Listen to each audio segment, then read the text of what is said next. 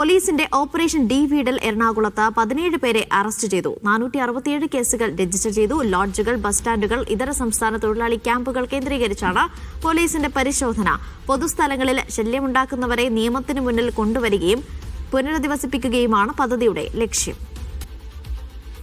അനീഷ, എറണാകുളം ജില്ലാ പോലീസ് മേധാവി എം ഹേമലതയുടെ നേതൃത്വത്തിൽ ആണ് ഈ പദ്ധതി നടപ്പാക്കുന്നത്. ഓപ്പറേഷൻ ഡി വീഡ് പദ്ധതിയുടെ ഭാഗമായി നടത്തിയ പരിശോധനയിൽ 467 കേസുകളാണ് രജിസ്റ്റർ ചെയ്തിരിക്കുന്നത്. 17 പേർ അറസ്റ്റിലാവുകയും ചെയ്തിട്ടുണ്ട്. 510 പേരുടെ വിവരങ്ങൾ ശേഖരിക്കുകയും അപരിചിതരായ 290 പേരെ പരിശോധനയ്ക്ക് വിധേയമാക്കുകയും ചെയ്തിട്ടുണ്ട്. പ്രധാനമായും ജില്ലയിലെ വിവിധയിടങ്ങളിൽ ഹോട്ടലുകളും ലോഡ്ജുകളും ഉൾപ്പെടെ ഉള്ള സ്ഥലങ്ങളായിരുന്നു പരിശോധന. 127 താമസ സ്ഥലങ്ങളിൽ പരിശോധന നടത്തുകയും ചെയ്തിട്ടുണ്ട്. 32 ബസ് സ്റ്റാൻഡുകളിലും ഒപ്പം തന്നെ അതിഥിത്തൊഴിലാളികളെ ദിവസിക്കുന്ന 36 കേന്ദ്രങ്ങളിൽ 71 ക്യാമ്പുകളിലും ഇത്തരത്തിൽ പരിശോധന നടന്നു. പ്രധാനമായും പോലീസ് ലക്ഷ്യമിടുന്നത് പൊതുസ്ഥലങ്ങളിൽ ശല്യമുണ്ടാക്കുന്നവരെ നിയമത്തിന് മുന്നിൽ കൊണ്ടുവരികയും ഒപ്പം തന്നെ ആവശ്യമെങ്കിൽ അവരെ പുനരധിവസിപ്പിക്കുകയുമാണ് ഈ പദ്ധതിയുടെ ലക്ഷ്യം. ജില്ലയിൽ 5 സബ് ഡിവിഷനുകളിലെ പോലീസ് സ്റ്റേഷനുകളിലും പദ്ധതി നടപ്പാക്കും. ആഴ്ചയിൽ ഒരിക്കൽ സ്പെഷ്യൽ ഡ്രൈവ് നടത്താനും പോലീസ് ലക്ഷ്യമിടുന്നുണ്ട്. അനീഷ.